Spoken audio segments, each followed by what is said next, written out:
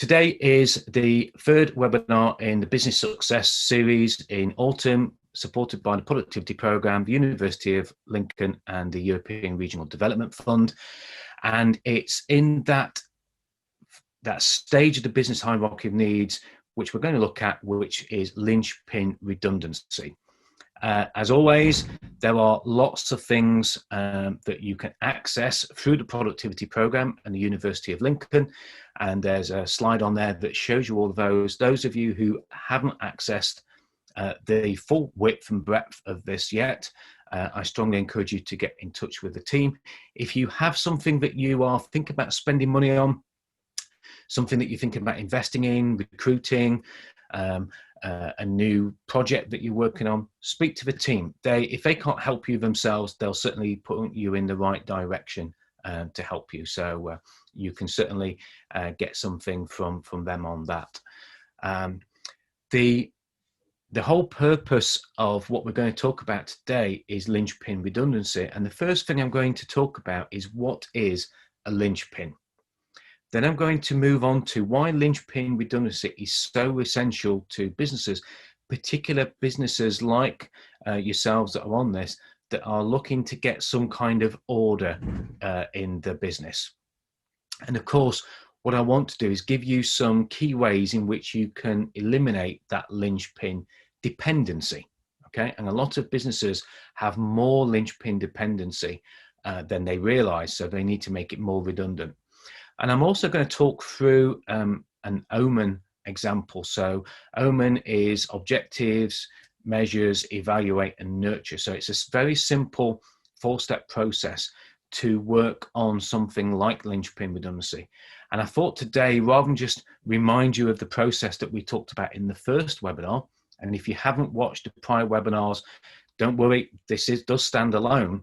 But you can also watch them if you get access to them through the University of Lincoln. Lottie will send you a link to it. But I've got a real example that I'm going to talk through with a client just to show you how to work the O.M.E.N process. And of course, we'll answer any questions as we go through, and we'll answer them at the end. So what I'd like you to do is make sure that if you do have any questions or any hot topics, that you put them in the Q&A box. That would be really useful from my point of view. Right, okay, that's all right. Holly's just let me know that Stevie, Willie, or Wiley, sorry if I've pronounced it wrong, has just joined. Holly, thanks for sharing that. That's great. Yeah, so any questions, please put them in the Q&A box. That would be really, really useful. Also, if you've got a topic that perhaps is niggling you, it's getting under your skin, and it's could be anything in general, but in particular, if it's about this level of order, creating efficiency in your business, then please put that in the chat box as well. It doesn't have to be on linchpin redundancy. I'm happy to go a little bit off piste and talk about other things as well. And of course, we're here to share with each other. That's why I've allowed each of you to be able to talk, because as you do ask questions and you do perhaps have your own answers to those questions, please engage with this as we go through and help each other out as well. So today is the last one in the level of order on the business hierarchy of needs, and that's about obviously achieving organizational efficiency, which is really important as part of the productivity program. And the next session, we're going to move on to impact. And the next 3 webinars are going to be looking at how we can create an impact in the business and a transformation in our business as well. Make sure today that you've got something to write with. Take plenty of notes. Make sure, like I've got my coffee here to make sure I keep hydrated. I've got my lemon and honey to keep my voice going as well. And make sure that you have some way of referring back to those moments of inspiration, those thoughts that come to you as I'm going through this webinar. So jot them down. You can have access to the recording. Please let the university know if you want access to the recording. and I'll get them to send out the slides as well, because there's a little bit more text on today's slides. So I think the slides will probably serve you better than normal. So without further ado, we will get started. And I'll start with a question. And this is a really important question. I want you to think about this. And there's a word there in the middle that's bolded purposefully. But is your business designed to operate unabated when key employees are not available? Now, very often we think we are the only linchpin in our business. We think that if we disappear, the business will just crumble around us. And sometimes that is very true. But the challenge here is to think about key employees. It could be somebody who does the wages. It could be somebody who reconciles the bank.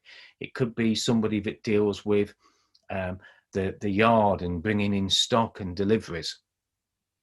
But think about that word unabated. And of course, the business might be slightly affected, but what we don't want it to do is we don't want it to falter. We don't want it to stall. We don't want it to stop. We want the business that if a key employee is not available for whatever reason, we want the business to be able to continue, still function, still deliver on its commitments to its clients and its commitment to its suppliers as well. That's what we want. So I want you to ask yourself that question and give yourself a very honest answer. Is it a yes? Actually, my business can go with when key employees are not available, or is it a no, or is it somewhere in between? Generally, if it's somewhere in between, it's actually a no, because at some point something is going to affect the business when a key employee is not available. And that's what I want you to think about in today's webinar, and try and shift that answer. Okay, that's my purpose for today's webinar. Now, the next slide is an interesting one. What's a linchpin? And this is a question that I often get asked by the businesses, whether they're in my one-to-one programs or in my group programs. It's what is a linchpin? And a linchpin is somebody who is key to your business. It's somebody who unlocks the potential in your business. And without them, that potential can't continue. Okay. And the example that I've shown over there, that's me flying that helicopter, by the way, with my accountant sat at the side of me with his hand out, thumbs up. We were doing a promo shoot for his accounting business many, many years ago. But I put the picture of a helicopter there because I want you to really realize the emphasis of what a linchpin is. In a helicopter, you look at that picture there of the helicopter, and there's a mast on top of the helicopter which holds the blades. Those blades and that whole assembly at the top is held in place by what the aviation industry call a Jesus bolt. Okay, and it's one bolt. And when that bolt breaks, that whole assembly basically comes away from the helicopter and the helicopter crashes, which is why they say if that bolt ever fails, your only hope is in Jesus. That's why they call it the Jesus bolt. And that's what I want you to think about with a linchpin. A linchpin is something that if you remove it, the whole structure, the whole framework, the whole machine that you've got in your business breaks apart. Okay. And ultimately it can cause, and often does cause, catastrophic failure. So that's what I mean about a linchpin. Now, of course, on bigger helicopters, that's just a little Robinson R22, but on the bigger helicopters, there are more than one bolt because there are more components, a bit like an airplane or a jet. It can run with one engine. It doesn't need both engines to run. But I want you to just think for the moment, if you took that linchpin, if you took that person out of the business completely, would the machine stall? Would it fall apart? And I want you to think about who is a linchpin in your business right now. And this is the bit where I grab a sip of coffee because I want you to write it down. This isn't just me talking. I want you to do things here. I'm trusting that you're going to do it here. And if it's a position, I'd like you to share it in the Q&A box. as well. That would be really useful if you could do that. So who is a linchpin, or what position is a linchpin in your business right now?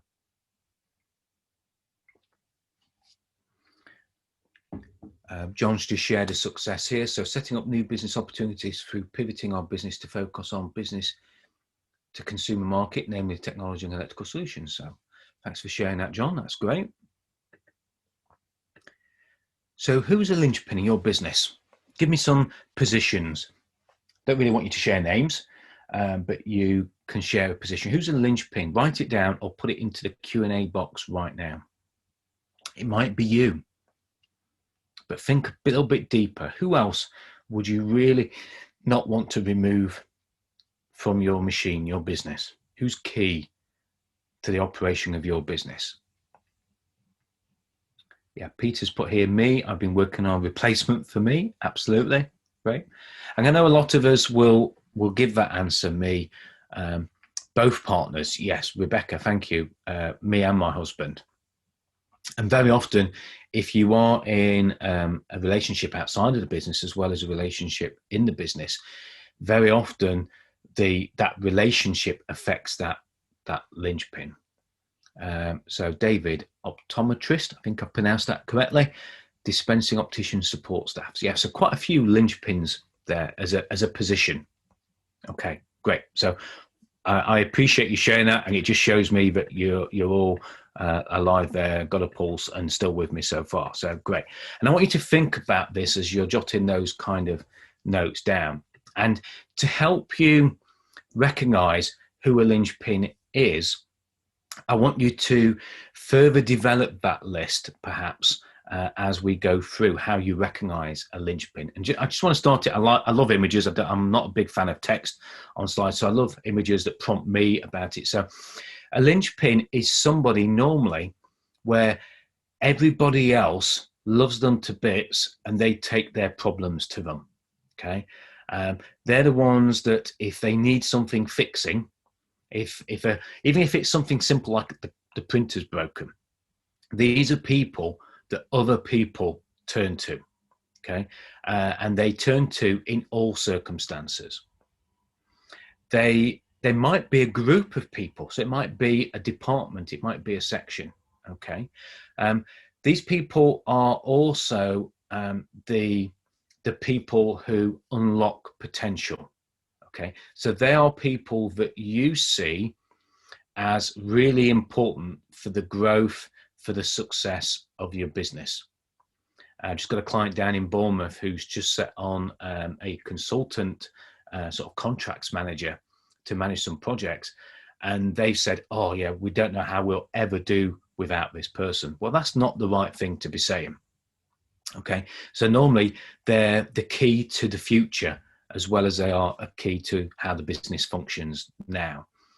And what you also find with the linchpins is that they very often are overwhelmed in time. You know, you're paying them a good amount of money, but also they have very little time in their business. They're the ones that are always saying they're overwhelmed. They've always got too much to do because everybody is always asking them questions. Everybody's always going to them for a solution. And I'm sure, Peter, you mentioned yourself, Rebecca, yourself and your husband, you know, you're always the one that's getting asked those questions back. And we talked about that in the previous webinar in the delegation side of it. So a linchpin is always trying to balance that delivery and that balance of time as well. So just a couple of images there and a few things to think about. Who is your favorite employee of all time? Now, I would hope that they're still with you, but they might not be. So I want you to answer these questions as we go through. Who is your favorite employee of all time? Now, at the moment, I don't have any employees. All of my team are virtual and remote. But yeah, when I did these slides, yeah, I could think of 3 people straight away. Yeah, I've got a contracts manager called Eric, Carol, who was my office manager when I had the construction business and the garden centre, another business I had. Yeah, she was great. And Emma, she was the financial person. She was my voice of conscience. She was the one that stopped me spending money and kept me on track with spending. So who is your favorite employee of all time? And perhaps they're still with you. I would hope they're still with you. Okay. So jot those people down. Because normally, if they're your favorite employee of all time, and it might be that you are your favorite employee, they're the people that are the linchpins. Another question here: how anxious do you or others get when they're away from work or plan to be? You know, when one of your team say that they're going to be away for a couple of weeks, or they're feeling ill and they're going to have to take time off, particular moment with isolation and COVID symptoms and all the other stuff. Do you get anxious, or do others get anxious when somebody says that they're either away from work or they're going to be at work? If you've got people that make people feel anxious like that, then they're normally a linchpin as well. Okay. Do you have somebody that when you're away or when they're away, that you continually check in with them? I'm just emailing just to check what the bank's like, or I'm just emailing just to see what this is. And if they're away, you know, I'm just checking in. Are you having a good holiday? Or I just wanted to ask this. Okay. So if there's anybody that you continually check in with when either they're away or when you're away, again, good way of recognizing a linchpin. The other thing is that does work back up when they're gone? You know, is there anybody who, when they're away from the business, when they come back, work has backed up because nobody has wanted to give it to anybody else? Perhaps there's nobody else to give it to. Yeah, that's the other thing. But you know, does work back up when they're gone? That's another good way of recognizing that. The other question then is, are you relieved when they return to work? So if they've been away for a fortnight's holiday and they come back, you know, do you feel a sense of relief? Are other team members relieved? So all of these things are good ways of recognizing that you have linchpins in your business and who they are. Okay. Vanessa's just said here, all of my employees are a favorite at some time or another, depending on what needs to be done. That's great. But we have to cover and rely upon no one person in particular, even me. Great. Fantastic. And we might have a chat about that. So hold that thought for a moment, Vanessa. And I'm not quite sure if you're able to talk or not, but we'll come back to that a little bit later on. So hopefully you have either crossed people off of that list, or you've realized that you don't have any linchpins in your business, as Vanessa's mentioned there about favorite employees, etc., or that you've identified other people. Because sometimes, for me, the one that really was a game changer was number 2. How anxious do you or others get? Because sometimes it's not how anxious you get, but even from a contracts point of view, yeah, if my yard man went, or my, you know, the guy who did all the stock, took deliveries, kept on top of the stock, made sure all the vans were loaded up, he was actually one of the most important people in the business, because he's the one that made everybody in the business feel anxious if he wasn't going to be there. And sometimes it's the simple things that make us feel anxious as well. Jackie's shared here, in the previous employment, we had a linchpin, or he was seen as such. Wasn't great all round, but got away with it as the business was too worried to lose him. Yeah, and I love the way that you said that, Jackie, because I worked for a construction business when I just left college, and they had somebody who was the worst person in the business. They weren't a favorite employee. They were the worst employee, but they built up such an empire. They were the company secretary and an accountant, that they would not allow anybody into their inner sanctum. And she was there way after I went, and she was there until the business was sold off and the new owners got rid of her straight away. But she was there for 20 odd years, and she was definitely a linchpin. The business would not work without her, and literally everything backed up. All the directors had to ring her to check in while she was away. Everybody was anxious that she was going to be away, because they knew that their business was going to be affected. And when she did get back to work, even though most people really didn't get on with her and didn't like her as an employee, they were relieved because they knew that things were going to get done when she got back. So yeah, it doesn't even have to be a favorite employee. So hopefully that's giving you some things to think about when it comes to how we recognize a linchpin. The next part here, and this is the most important part, how now we've got how we recognize a linchpin. What we have to realize is, why do we need to make linchpins redundant? Okay, and there are several reasons for this. The first one is that very often the linchpins have an effect on time. It might be, if it's you that's the linchpin, it might be that because everybody comes to you, everybody turns to you, everybody sees you as the problem solver, the Mr. Fix-It, Mrs. Fix-It, that, you know, your time is just flooded with all of that. So, you know, very often when you make, you know, and we're talking about making yourself redundant here, potentially as a linchpin, not redundant from the business potentially, but certainly as a linchpin. Yeah, it's about rescuing time. Okay, it's about rescuing time for the rest of the business. It's about rescuing time when they're away from the business.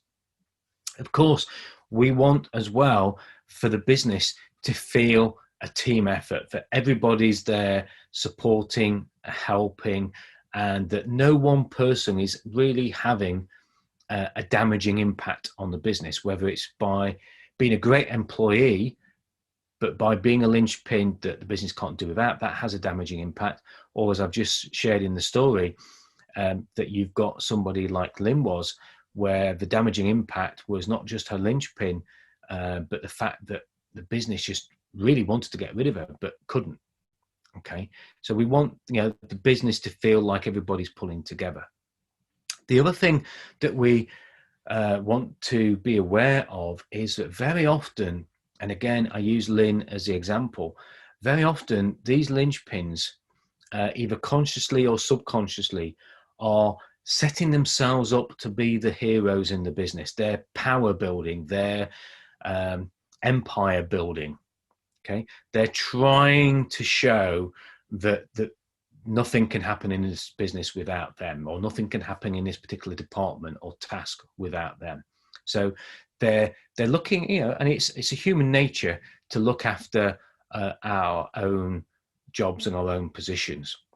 But it's really important that, you know, no part of the business should have you know, reliance upon that one person. So empire building, hero complex building is never good for a business, trust me. The other thing is that, you know, if a task needs doing, like the sword pulling out the stone, you know, you don't want it so that only one person can do it.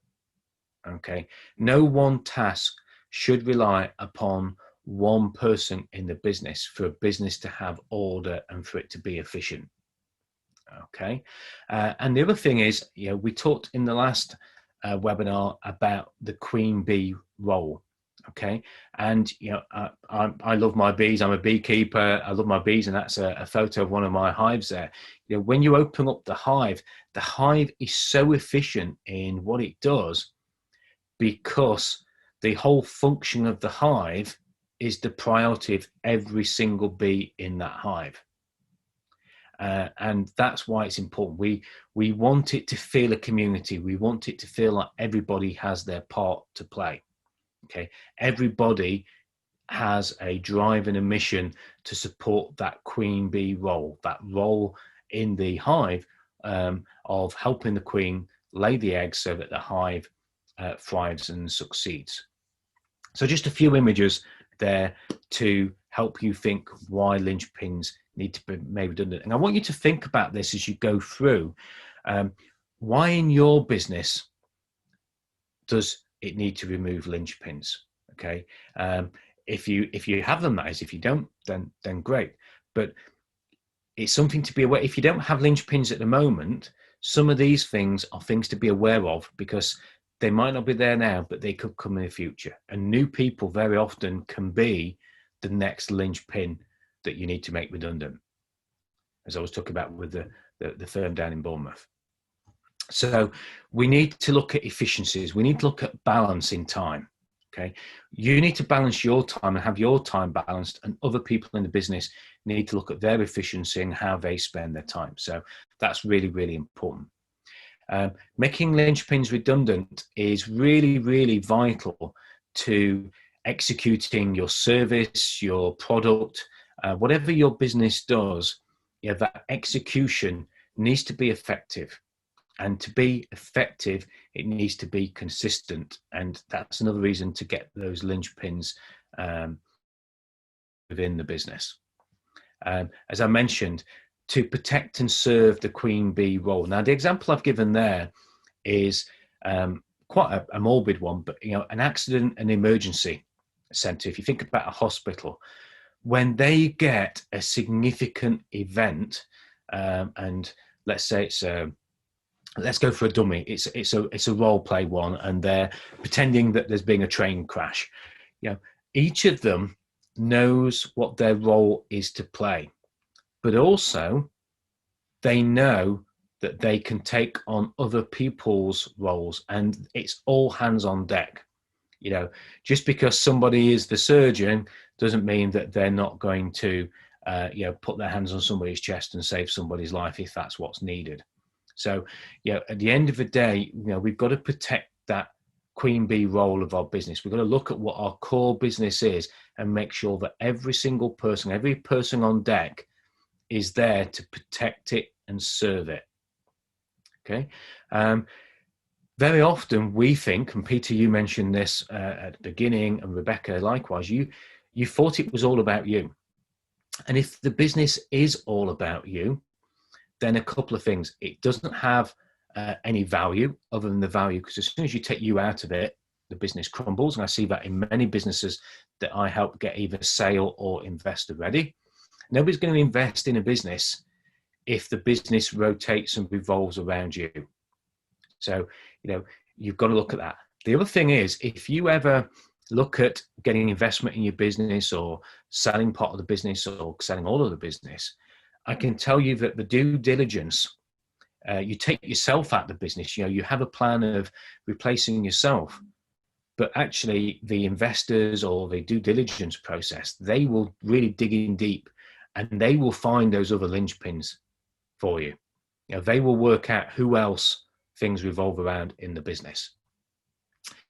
And of course, the other reason we want to make linchpins redundant is because we want a business that runs like clockwork.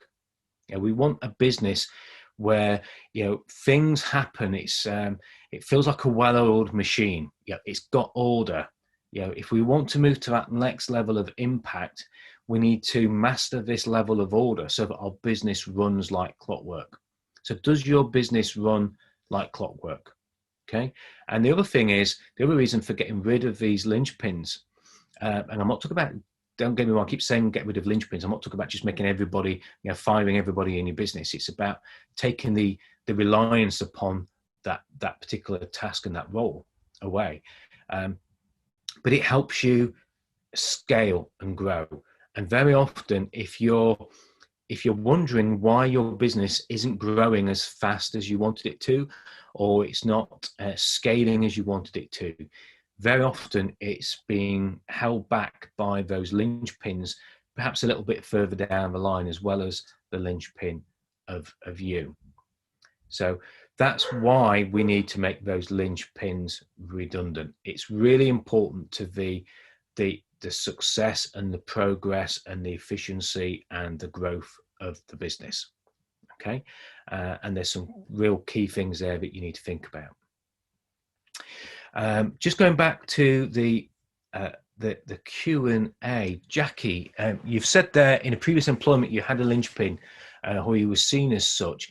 I wondered if you would like to just tell us a little bit more about why that wasn't great, and perhaps why the business was worried about losing him. Just give us a little bit of background for that, because I think it's really important that people see an example of that. So, Jackie, if you're able to take yourself off of mute, let me just make sure I have allowed you to talk before I say anything.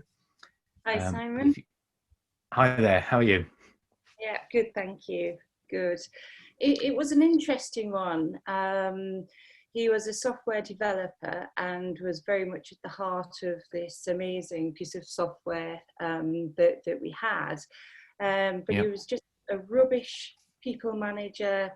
You know, his best interests weren't of the business, but more about the software. So he didn't have the commercial aspect for the business. So a lot of decisions we were trying to make to grow the business and move it forward, he was actually yeah, holding the business back because of the technologies and things like that. But nobody wanted to get him to the point where he wasn't in the business anymore, and therefore we yeah, lose all our, technical expertise within the product.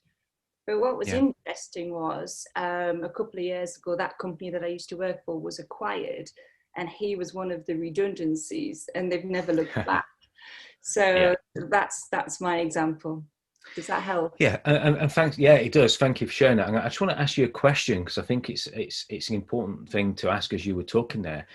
Do you think the person that was in that position, do you think that was created by the business? Did they put somebody in a position who didn't have those skills? Because very often I find that linchpins, they're not born that way, particularly when they're holding the business back. They're created by the way that they are either placed in the business or the way that they progress for the business. So do you think there was any contribution by the business to that person in the role that they were in? Yeah, I think they definitely enabled it. So he Yeah, was promoted way back when to keep him involved in the business. And as the business grew, he became less involved in the management of it. But they still yeah, enabled him. And with that, he then built this whole myth around that, if he was no longer there, there'd be a big black hole and the whole company would just fall into it. So yeah, yeah, it was on yeah. both parts, definitely. Yeah, and thanks for sharing that. And that's the thing that I do want everybody on here to be aware of, particularly if you feel you've not got linchpins in your business at the moment. That hero complex on the slide that's there. Very often we can create people who build these empires and build this hero complex by giving them promotions that perhaps they're not ready for. We give them job titles. I've got one business I work with who are obsessed about giving people fancy job titles, and they just create these monsters within the business that they then have to deal with later on. And be aware when you're working with the people in your business that you're not creating linchpins and creating those difficulties there. And again, if you think about those questions, how do you recognize a linchpin? These are things to ask, not just of people that are in those positions, but they're also things to ask of people that are moving around in the business. Are you giving somebody a role just because they're your favorite employee? Are you giving them a role because they're not very well thought of where they are and you just want to move them around into something else? So think about that, and are you actually contributing towards the creation of that person?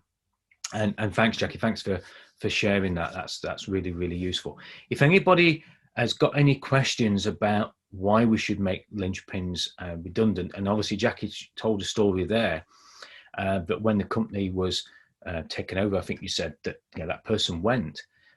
Very often, because we don't act soon enough to make those linchpin positions redundant, we get to the point where there's no alternative but to let that person go. And that's a real shame, because some of these people that we get to that point with are really good at what they do or what they did. But because we don't act upon it and because we don't move that linchpin dependency, we actually get to a point of no return. And you're not doing the business any favors by doing that, but you're also not doing them any favors by doing that. So it's not just about the business, it's about trying to help them as well and not get these sort of people where there's nowhere else for them to go should anything change. So has anybody got any questions? Please type them in the Q&A box or just take yourself off of mute. Any questions so far on how we recognize a linchpin and why we should actually even think about making these linchpins redundant. Okay, just got one come up here in the chat box. So Vanessa, I operate a service business which does not rely on people, but we create processes based on our client needs and then allocate those to various people. So reliance on the service, not on the person, so they can be replaced. Vanessa, are you able just to take yourself off of mute, please, if you can, and if you're willing to, that is. If you're not, just drop in the chat box that you're not. That's okay. Because I'm intrigued, very much when people are a service-based business, and it's less about the people, it's more about the processes, or it's more about the service. Very often there's a different aspect to linchpins in the business, because a linchpin doesn't always have to be a person. And I will sort of challenge you on that, Vanessa, to actually look and make sure that there are no processes within the business that have become the only way of doing it. Because sometimes those processes and the way that you do things can also be a linchpin. It might not be the person, but it could be the way that you do something that could be what's holding the business back, or that's affecting its growth and its scalability. And it might not be having a big effect, but it's those little effects that can make a difference. So if any of you, like Vanessa, are a service-based business and you feel, well, the people are actually all okay, take a look at the processes and make sure that one of those, the helicopter isn't a person. Okay, yeah, I'm the pilot, I'm a linchpin in myself, but that bolt is part of the mechanics of the machine. So sometimes it's the part of the business that can be a linchpin as well. So perhaps give you something different to think about there, Vanessa. So moving on, the next section is about eliminating linchpin dependency. And a couple of images there just to get the conversation and the thought process going. That the first thing that you can do is share knowledge and share the how things get done. Okay, it's a very simple statement for me to make. It's not always that simple to implement. But one of the first things you can do is not hang on to precious knowledge which would be better shared. Now, obviously, there is some knowledge that you do need to keep confidential for all sorts of reasons, financial information, etc. But it's really important that you realize that there probably is knowledge and there is a set of how you do things that might be a little bit more restricted than is necessary in the business and might be holding the business back. So sharing knowledge and sharing how things are done is a great way of eliminating that linchpin redundancy. The other thing there, the other image there with the guy with his arms out, is that get other people sharing the experience. Now, you don't necessarily have to have two people doing every job or multiple people doing every job, but it's good for people in the business to see and at least have an overview of what other people do. One of the construction businesses I used to work with many years ago had an annual event where over, I think it was about a 2 or 3 week period, and about 100 people in this business, they sent every person that was in the office out to site. And it wasn't necessarily about sharing knowledge, but it was about getting an understanding of what their role had an impact on out on site. And also it got the site people to understand the role in the office. So it's important that you get people involved, and it's not just about the one person. Get other people involved. Job share by all means. Get other people shadowing. Get other people almost on the reserve bench just in case something like that happens and they can jump into that position.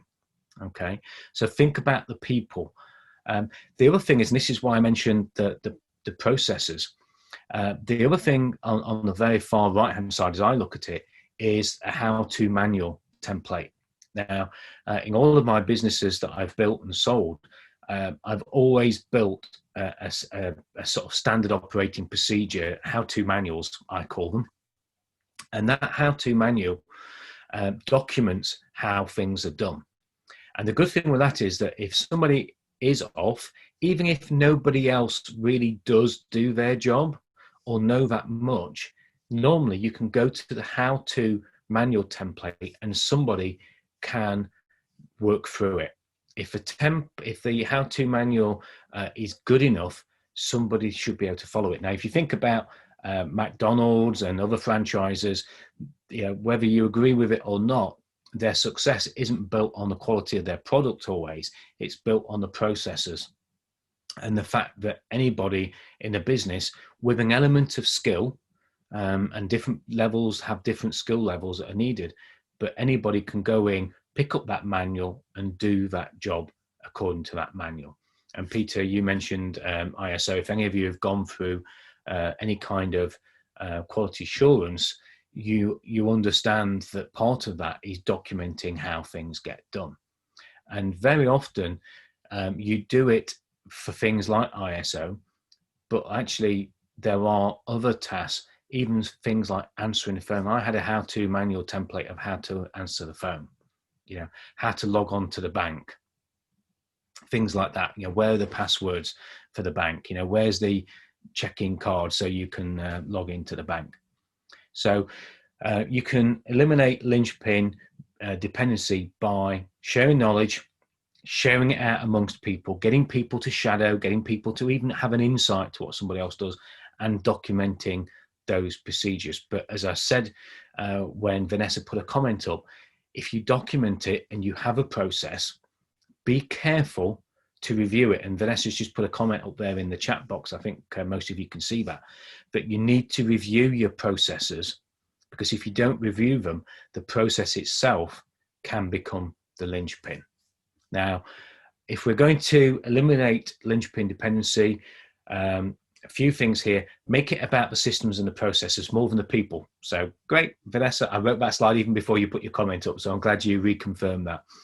Standard operating procedures, how-to manuals, whatever it is, what you need to do is make it more about the systems and the processes than it is about the people. Share skills and talents. If somebody wants to learn a new skill, give them the opportunity to do it. I mean, obviously, if it's IT and somebody wants to learn basket weaving, you're not going to send them on a basket weaving course. But share the skills, share the talents. If somebody has got a great talent, I had a decorator once who had a real talent for plastering.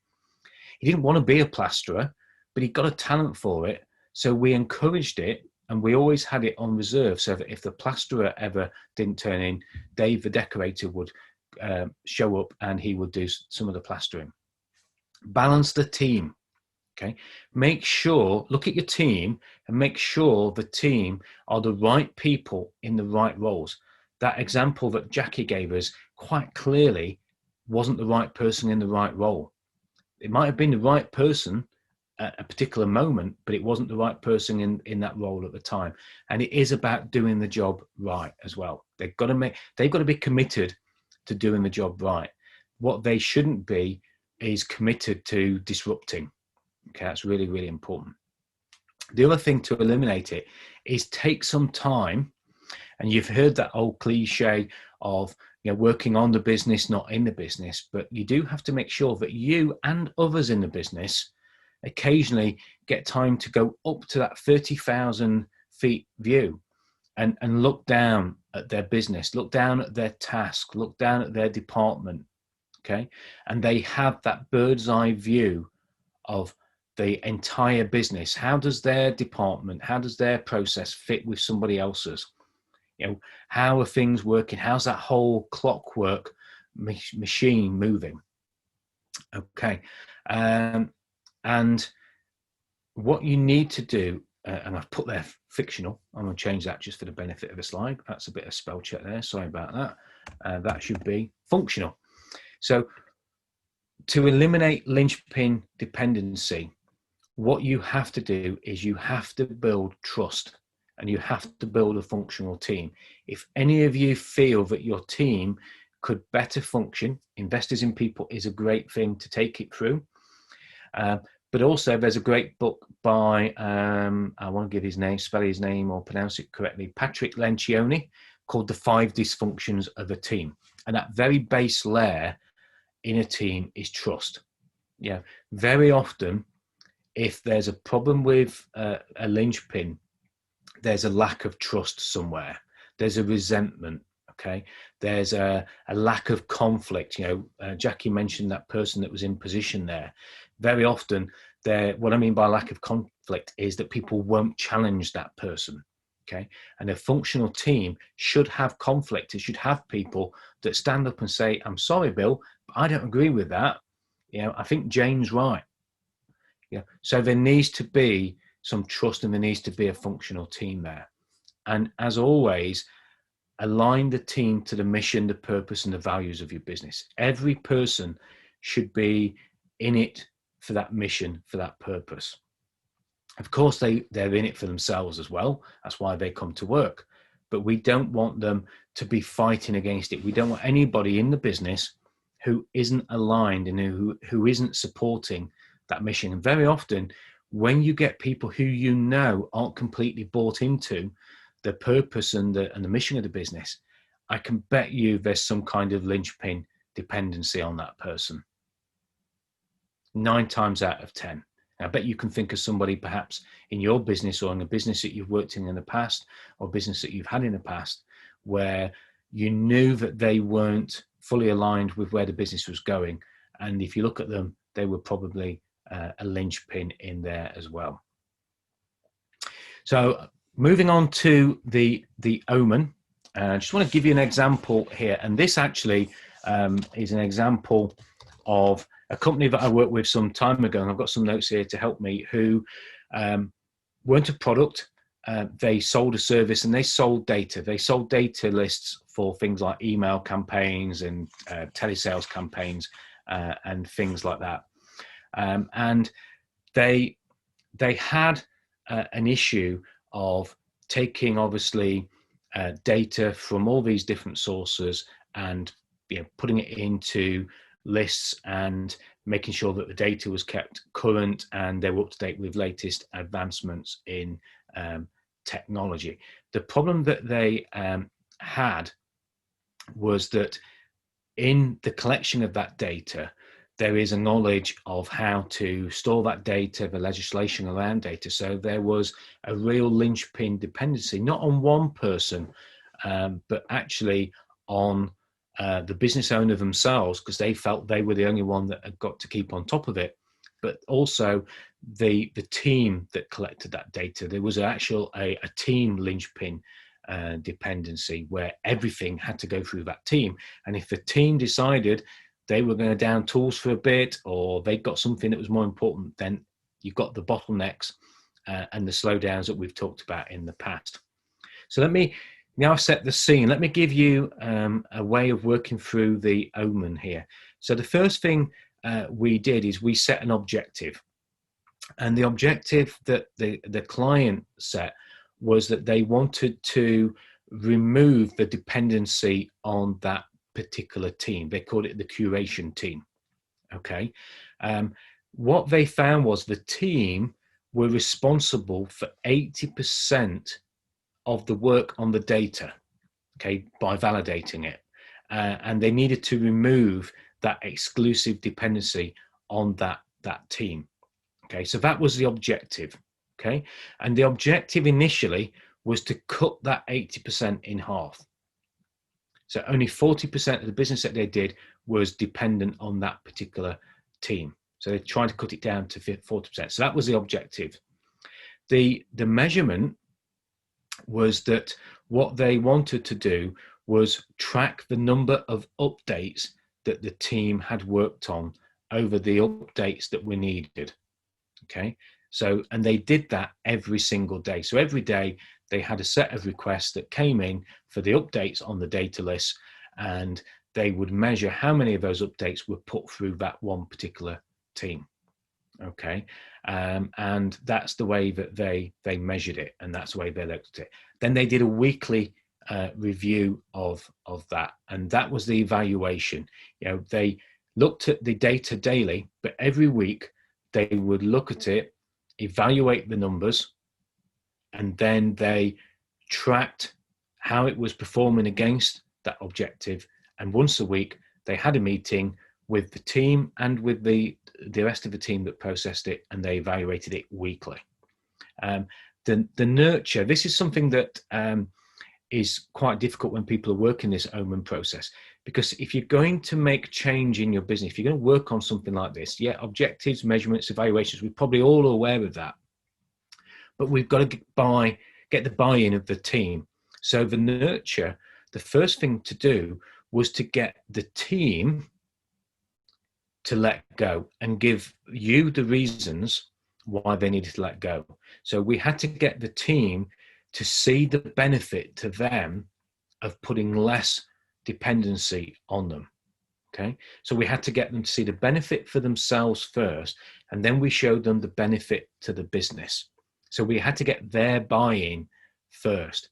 Then, of course, we had to get the buy-in of the other people who were now being given the work, because their objection was going to be, how come they're getting away with doing less and now I'm being given more? Okay, so the nurture is really important. You need to involve the team. You need to involve the people. So we had an initial meeting with the team we were taking work and dependency away from. Then we had a meeting with the people we were giving the work to. And then we got everybody together to see the benefit for the business. And we got everybody to buy into it. And ultimately, we planned the result, we achieved the result. And then when we achieved the result and we showed them the difference it was made, and as Jackie said, when that person went out of the business, it was like, a plug had just been taken out and everything was able to flow again. We then reminded them of the results and the difference that this was made. So I just want to give you a bit of an example of how you can use that O.M.E.N process. It's a very simple process. So we've covered lots of notes. We've got 5 minutes left to answer any questions. But as always, what I want you to do, I want you to quickly look at your notes while we get any questions in the questions box. And this is where I normally get my tumbleweed moment. But I want you to think about 3 actions that you can take. Okay, what 3 things can you do in the next couple of weeks that will help either eliminate linchpin dependency, help you recognize it, or it will actually enable you to realize why you need to. What's the reason behind it? Okay, so look for your notes and just circle 3 things. And then what I want you to do is pick one that's going to be your next step. And I want you to either double circle it, star it, highlight it, whatever you're going to do. And if you want to share it, please share it in the Q&A box as well. We've got 4 or 5 minutes for questions and answers. So if you do have any questions on this, then please ask them. If you've got any questions about anything else in your business right now, if there's a particular thing that you're struggling with or you want just to bounce around while you're in here, please put that in the Q&A box as well. If there's anything that you don't want to talk about in front of everybody else, then please reach out to me separately. So 3 actions. What's going to be the first action that you're going to do next? And please, in the Q&A box, type that in and type any questions that you've got. So what's the one thing that you're going to do next? Let's work on that first, and then let's take a look at any questions and answers. And of course, the next 3 webinars are about creating business impact. Business impact for you, for the business, how your business can have an impact on your clients, your employees. And we're now about the giving part of the business hierarchy of needs. What transformation, how do we get raving fans? How do we get raving employees? How do we become the business where people come to us because they see the impact that we're having on our industry, on our clients, in our sector, on research and development, whatever it is. But that's what the next levels are about. So 3 actions one that you're going to take next, either on eliminating, working out why you need to do it, and perhaps some recognizing of linchpin, that redundancy that you need to make now, or that you perhaps need to avoid in the future as well. And any questions?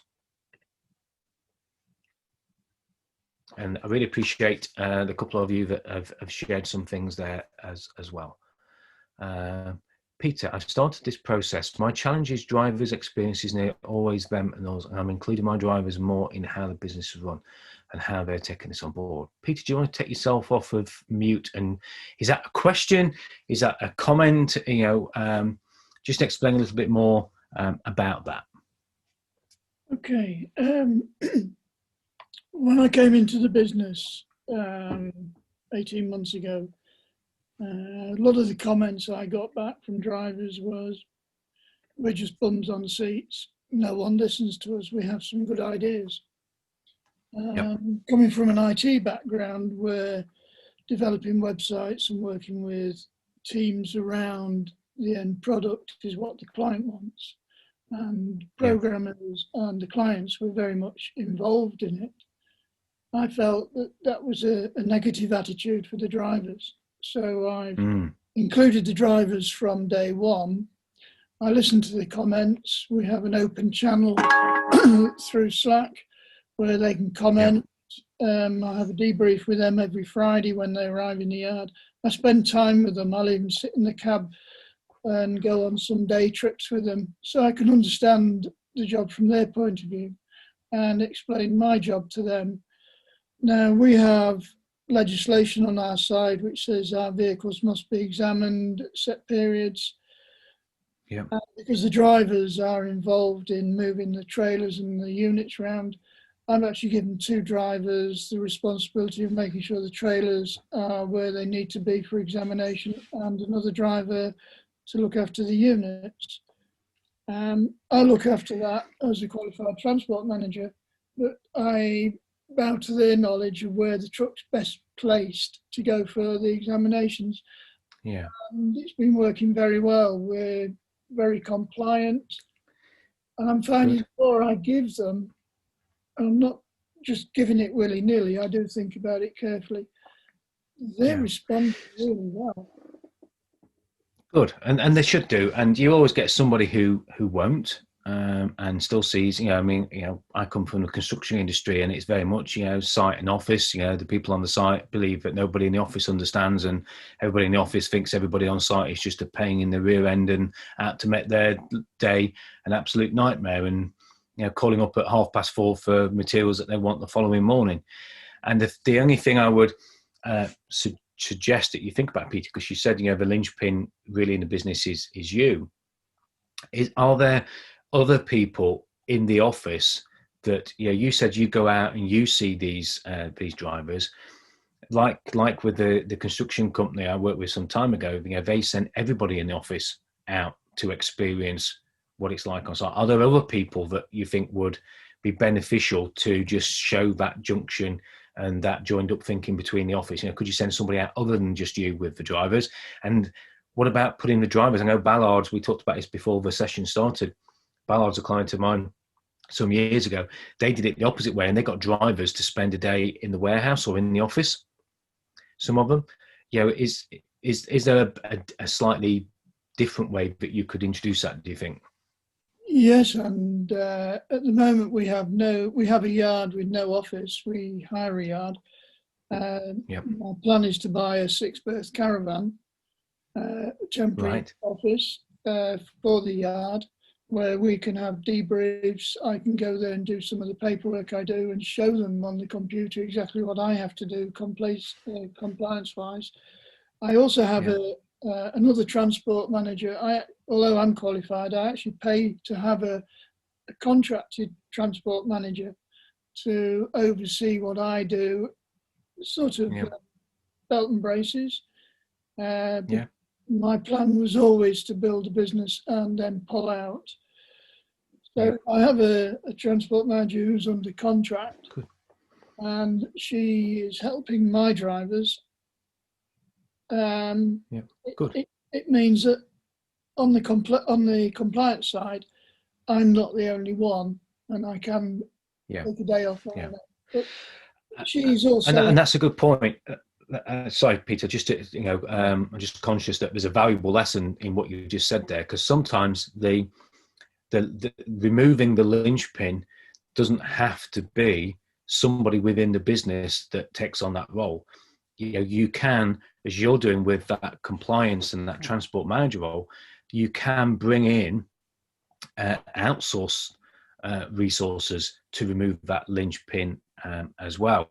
And the good thing with that, I don't have an admin team. I have a virtual admin team which is based in the Philippines, but I don't have to worry about linchpin because they're outsourced, and the only thing they're focused on is delivering the results for me and delivering the content for me. If they have a member of staff that's off, then I've almost passed that linchpin redundancy down the line a little bit. And anybody who's listening to Peter, listening to this now, might want to think, well, I haven't got anybody else in the business who could do that. It doesn't have to be somebody in the business. It can actually be somebody outside of the business, and I think that's a really important thing, Peter. So thanks for sharing that. Yeah, it's making, as I said to you earlier on, the pressure on me this week is a lot less, and being able to spend time with my transport manager a full day the other week, last week, was great. It's giving you that bird's eye view, isn't it? It's giving you the time, and it's giving you that bird's eye view. So that's great. Yeah. Okay, thanks for sharing it, Peter. I'm conscious if anybody else wants to ask any questions, please put them in the Q&A box. We've just gone about 5 minutes over now, so thanks, Peter, for sharing that. I have put the contact details, which I believe are still current, for the productivity team. If you want to speak to them about anything, any kind of support in your business, then please reach out to them. I know they're glad to help and glad to support anybody who's been on this webinar, anybody else who's part of the productivity program. As I mentioned, the recording will go out with the slides. And I really want to emphasize the fact that getting this right is the last part of that order business hierarchy of needs. It's really, really difficult to move from order to having a business where it's getting to that top part of the hierarchy of needs and having a transformation and impact whilst you've still got linchpin dependency. So getting linchpin redundancy is really, really important. And it's not about making the people redundant. It's about making it more about the processes, more about getting everybody involved, sharing, as we talked about, and as Vanessa said as well, in that process. And it really is, I can't emphasize it enough, if there's something that's holding you back, if you feel your business is stalled a little bit, it's because of linchpin redundancy. Thank you very much for taking part. 2 weeks time, same day in 2 weeks time, same time, and we'll be moving on to impact, and the full list of topics is on the reminder and the webinar registration. It's been an absolute pleasure to have you all with us. I'm just seeing here if anybody's got any further questions. Yeah, thank you very much. Lots of thank yous. Have a great day. If you've got any questions about this, reach out to me. I'm more than happy to have a chat with anybody anytime, and I look forward to seeing you on the next webinar. Thanks very much, and see you all soon. Bye for now.